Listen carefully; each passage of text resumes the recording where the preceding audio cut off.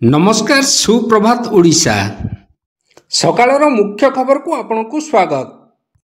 Channel को नुआ आसथिले निश्चय चैनल को सब्सक्राइब करिवे, वीडियोटी को लाइक करिवे एवं वीडियोटी को शेष पर्यंत देखिबा को भूलिबे नहीं। आसंतु आरंभ करिबा आजिर किछि गुरुत्वपूर्ण खबर। आजिर प्रथम खबर, ओडिशा रे लागू हैला आयुष्मान भारत। एथिपई न्यूया दिल्ली राज्य और केंद्र स्वास्थ्य मंत्रालय मध्य चुक्तिनामा स्वाक्षरित होईछि। आयुष्मान भारत और गोपबंधु जन आरोग्य योजना लगी गोटे कार्ड दिया बोली ओडिशार स्वास्थ्य मंत्री डॉक्टर मुकेश महालिंग एही वर्षर सूचना देइचंती। आयुष्मान योजना प्रथम थर पर ओडिशा रे लागू होगा फल यही कार्ड द्वारा सारा भारत में जेको स्थान में उभय सरकारी और घरे हस्पिटाल 5 लाख रु 10 लाख पर्यंत मागणा चिकित्सा करें। 1 कोटी परिवार एवं 3.5 कोटी लोक यार लाभ पाइबे। एथिरे पुरुषों 5 लाख टंका एवं महिलाओं 10 लाख टंकार स्वास्थ्य सरकारी कर्मचारी एक गुरुत्वपूर्ण खबर सामना को आसी।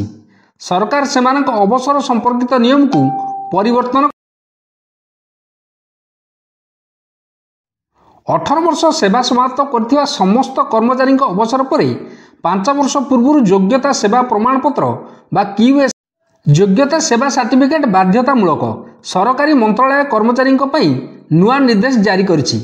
यही गाइडलाइन अनुसार जो कर्मचारी मैंने 18 वर्ष सेवा समाप्त कर योग्यता सेवा प्रमाण पत्र दाखल करने बाध्यतामूलक अटे। परवर्ती खबर, यूक्रेन सह युद्ध पर रिहाती तेल बिक्री कर रूस रु भारत विपुल अशोधित तैल किणुला। अमेरिका जो संस्था गुड़िक कटकणा लगाई तेल न किणवा भारत निष्पत्ति नहीं। कटकणा लागू होगा पूर्व भारत जो तेल मगाई ताहा पहुँचबार असुविधा हेब नाही। भविष्य में भारत को निज रणनीति बदलिया पड़ो। अमेरिकार कटकणा विषय जना पड़ा पर अशोधित तेलर बैरेल पिछा दाम $81 को वृद्धि पाई। पेंशन बढ़ाइले राज्य सरकार, एणिकी मासकू मिल 20,000 टंका। देशर जरूरीकालीन परिस्थिति रे maintenance of internal security act बा मिसा आईन रे विभिन्न जेल में बंदी थिबा संग्रामी मानकू राज्य सरकार मासकू 20,000 टंकार पेंशन प्रदान करेंगे। एने गृह विभाग पक्षर विधिवत भाव विज्ञप्ति प्रकाश पाई। नाग MK2 मिसाइल सफल परीक्षण, भारतीय सेना को शुभेच्छा जणाइले प्रतिरक्षा मंत्री। स्वदेशी ज्ञानकौशल निर्मित तृतीय generation anti tank fire and forget guided missile बा नाग MK2 सफलतार सह परीक्षण करिछि। एही परीक्षा सोमवार राजस्थान जैसलमेर जिलार पोखरान में फील्ड फायरिंग रेंज रे करा जाइछि। मध्याह्न भोजन में मिलिबो क्षीर, आरंभ हैला पायलट प्रोजेक्ट। आगामी दिन में छात्र छात्री मानकू मध्याह्न भोजन में मिल पारे क्षीर। पिलांकू पोषण और प्रोटीन जोगाइबाकू राज्य सरकार एपरि एक जुगान्तकारी पदक्षेप नेबाकू जाउछंती। एथि निमंते पायलट प्रोजेक्ट आरंभ होइछि। आगामी दिन में यह समग्र राज्य में कार्य करने निमंते योजना प्रस्तुत होइतबा कहिसंती मत्स्य और प्राणी संपद विकास मंत्री गोकुलानंद मल्लिक। परवर्ती खबर, कानाडार सुपर स्कूपर्स लिभाउची अमेरिकार निया। अमेरिकार कालिफोर्निया जंगल व्यापी निया दिन को दिन भयंकर रूप नौची। लॉस एंजेल्स बड़ धरण क्षयक्षति होइछि। पाणीपाग विज्ञानी चलित सप्ताह पवन आहुरी बढ़िबो बोली पूर्वानुमान करिसेंती। एहाकु दृष्टि रखी अग्निशम दल निया लिभाइबा काम आहुरी द्रुत करिसेंती। अग्निशम दल एवं कानाडार CL-415 विमान अर्थात सुपर स्कूपर्स सेवा नेबार निष्पत्ति होइछि। परवर्ती खबर, बेसरकारी कर्मचारी को मिलिबो खुशी खबर। सर्वनिम्न 7,500 टंका पेंशन घोषणा करिपारंती निर्मला सीतारमण।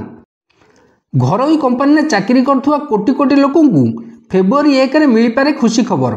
अर्थमंत्री निर्मला सीतारमण सर्वनिम्न 7,500 टंका पेंशन घोषणा करिपारंती।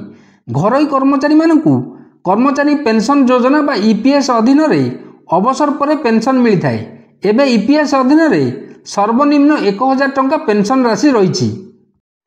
परवर्ती खबर, दमन श्रेष्ठ ओडिया चलचित्र घोषणा होइछि जातीय चलचित्र पुरस्कार। सूचना और प्रसारण मंत्रालय शुक्रवार घोषणा करछि 70तम जातीय पुरस्कार। एथिरे दमन को श्रेष्ठ ओडिया चलचित्र भाव मनोनीत करा जाइछि। दिने ही सिनेमा को रिलीज करने पर हॉल मिल नथिला। यही सिनेमा पर अनेक कष्ट करने को पड़ी। पुणी थराइब शीत, घन कुहुड़ी को नहीं सतर्कता जारी। ଆସନ୍ତା 17ରୁ ରାଜ୍ୟରେ ପୁଣି ବଢ଼ିବ ଥଣ୍ଡା। ଉପାନ୍ତରୁ ଉପକୂଳ ସବୁଠି ଥରାଇବ ଜାଡ଼। ସ୍ୱାଭାବିକ ଠାରୁ 2ରୁ 4 ଡିଗ୍ରୀ ପର୍ଯ୍ୟନ୍ତ ତାପମାତ୍ରା କମିବ ବୋଲି ପୂର୍ବାନୁମାନ କରିଛି ଆଞ୍ଚଳିକ ପାଣିପାଗ କେନ୍ଦ୍ର। ପଶ୍ଚିମ ଝଡ଼ର ପ୍ରଭାବ କମିବା ପରେ ରାଜ୍ୟକୁ ଉତ୍ତର ପଶ୍ଚିମ ଦିଗରୁ ଥଣ୍ଡା ପବନ ପ୍ରଭାବ ବଢ଼ିବ। ପରବର୍ତ୍ତୀ ଖବର, ଜାନୁଆରୀ 20 ତାରିଖରୁ ଶ୍ରୀମନ୍ଦିରରେ ଆରମ୍ଭ ହେବ ଧାଡ଼ି ଦର୍ଶନ। ଧାଡ଼ି ଦର୍ଶନ ପାଇଁ ସମସ୍ତ ବ୍ୟବସ୍ଥା ସରିଥିବା କହିଛନ୍ତି ଆଇନମନ୍ତ୍ରୀ ପୃଥ୍ୱୀରାଜ ହରିଚନ୍ଦନ। ଶୃଙ୍ଖଳିତ ଦର୍ଶନ ପାଇଁ ଧାଡ଼ି ଦର୍ଶନ ବ୍ୟବସ୍ଥା କରାଯିବ। ଆଉ ପରୀକ୍ଷାମୂଳକ ନୁହେଁ, ଏଣିକି ସିଧାସଳଖ କାର୍ଯ୍ୟକାରୀ ହେବ ବୋଲି କହିଛନ୍ତି ମାନ୍ୟବର ମନ୍ତ୍ରୀ। ଧାଡ଼ି ଦର୍ଶନ ପାଇଁ ଓଡ଼ିଶା ସେତୁ ଓ ନିର୍ମାଣ ନିଗମ ଲିମିଟେଡ୍ ପକ୍ଷରୁ ନାଟ ମଣ୍ଡପରେ 6 ଥାକିଆ କାଠ ର୍ୟାମ୍ପ ନିର୍ମାଣ ଚାଲିଛି। ନିର୍ମାଣ ଚାଲିଥିବା କାଠ ର୍ୟାମ୍ପକୁ ଗତ ମାସରେ ବୁଲି ଦେଖିଥିବା ସହ ସମୀକ୍ଷା କରିଥିଲେ ଆଇନମନ୍ତ୍ରୀ ପୃଥ୍ୱୀରାଜ ହରିଚନ୍ଦନ ଓ ଶ୍ରୀମନ୍ଦିର ମୁଖ୍ୟ ପ୍ରଶାସକ ଅରବିନ୍ଦ ପାଢ଼ୀ। ଆସନ୍ତୁ ଦେଖିବା ପରବର୍ତ୍ତୀ ଖବର, ଶାଗୁଣାଙ୍କ ସୁରକ୍ଷା ପାଇଁ ନିମେସୁଲିନ୍ ନିଷିଦ୍ଧ। ଏକଦା ଦେଶର ସବୁଠୁ ଲୋକପ୍ରିୟ ଯନ୍ତ୍ରଣା ନିବାରକ ଔଷଧ ଭାବେ ନିମେସୁଲିନ୍ର ନାଁ ରହିଥିଲା। ମାନବ ବ୍ୟବହାର ପାଇଁ ଏହା 2011ରୁ ନିଷିଦ୍ଧ ହୋଇସାରିଥିଲେ ହେଁ ପ୍ରାଣୀ ଚିକିତ୍ସା କ୍ଷେତ୍ରରେ ଏହାର ବହୁଳ ବ୍ୟବହାର ଜାରି ରହିଥିଲା। ମାତ୍ର ବୈଜ୍ଞାନିକ ଅଧ୍ୟୟନରୁ ତାହାର ବିଷାକ୍ତ ପ୍ରଭାବ ଶାଗୁଣାର ଜୀବନ ଉପରେ ପଡ଼ୁଥିବା କଥା ଜଣାପଡ଼ିବାରୁ ଚାଷୀଙ୍କୁ ଖୁସି ଖବର, ସରକାର ସମ୍ପୂର୍ଣ୍ଣ ନିଷେଧ ଘୋଷଣା କରିଛନ୍ତି। 21.96 କୋଟି ଟଙ୍କା। ଅଦିନିଆ ବର୍ଷା ପାଇଁ ରାଜ୍ୟରେ କ୍ଷତିଗ୍ରସ୍ତ ହୋଇଥିବା ଫସଲର କ୍ଷୟକ୍ଷତି ଆକଳନ କାମ ଶେଷ ହୋଇଛି।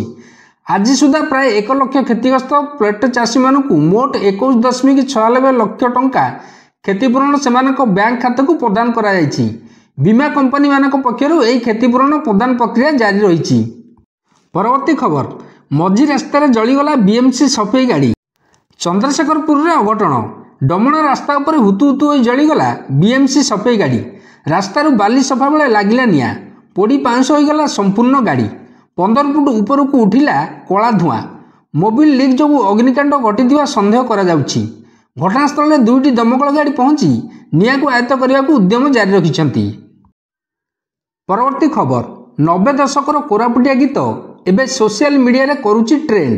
ସୋସିଆଲ ମିଡ଼ିଆରେ ଟ୍ରେଣ୍ଡ କରୁଛି ଛି ଛି ରେ ନନି ଛି ଗୀତ। କୋରାପୁଟିଆ ଭାଷାରେ ପ୍ରସ୍ତୁତ ଏହି ଗୀତ ଏବେ ଖୁବ୍ ଲୋକପ୍ରିୟ ହୋଇଛି। 15 ଦିନ ଭିତରେ ଗୀତଟି 4 ଲକ୍ଷରୁ ଅଧିକ ହିଟ୍ କରିସାରିଲାଣି। 1995 ମସିହାରେ ଅଡ଼ିଓ ଆଲବମ୍ ବାଲିଫୁଲ ବେଶ୍ ଚହଳ ପକାଇଥିଲା। ଗାୟକ ସତ୍ୟନାରାୟଣ ଅଧିକାରୀଙ୍କ ରଚିତ ଏବଂ ସ୍ୱର ସଂଯୋଜନା ଅତି ଚମତ୍କାର ହୋଇଥିବା ବେଳେ ଗୀତଟି ଏବେ ସବୁ ବର୍ଗର ଲୋକଙ୍କ ପସନ୍ଦ ହୋଇପାରିଛି। ପରବର୍ତ୍ତୀ ଖବର, ପ୍ରତି ପଞ୍ଚାୟତରେ ଖୋଲିବ ଆୟୁଷ୍ମାନ ଆରୋଗ୍ୟ ମନ୍ଦିର। ଦିଲ୍ଲୀରୁ ଫେରି ଆଜି ଏନେଇ ସୂଚନା ଦେଇଛନ୍ତି ମୁଖ୍ୟମନ୍ତ୍ରୀ ମୋହନ ଚରଣ ମାଝୀ। ରାଜ୍ୟର ସବୁ ପଞ୍ଚାୟତରେ ଖୋଲିବ ଆୟୁଷ୍ମାନ ଆରୋଗ୍ୟ ମନ୍ଦିର। ଏହାଦ୍ୱାରା ଲୋକମାନେ ପୂର୍ଣ୍ଣାଙ୍ଗ ଚିକିତ୍ସା ପାଇପାରିବେ। ଆୟୁଷ୍ମାନ ଆରୋଗ୍ୟ ମନ୍ଦିରରେ ଏଏନ୍ଏମ୍ଙ୍କ ସହିତ ହେଲ୍ଥ ୱାର୍କର ରହିବେ। ଏଥିରେ ଯୋଗ ଶିକ୍ଷକ ମଧ୍ୟ ରହିବେ। ପୂର୍ଣ୍ଣ ଭିତ୍ତିଭୂମି ରହିବ। ଗତକାଲି ଦିଲ୍ଲୀର ବିଜ୍ଞାନ ଭବନରେ ଆୟୁଷ୍ମାନ ଭାରତ ପ୍ରଧାନମନ୍ତ୍ରୀ ଜନ ଆରୋଗ୍ୟ ଯୋଜନା ପାଇଁ ଚୁକ୍ତି ସ୍ୱାକ୍ଷରିତ ହୋଇଛି।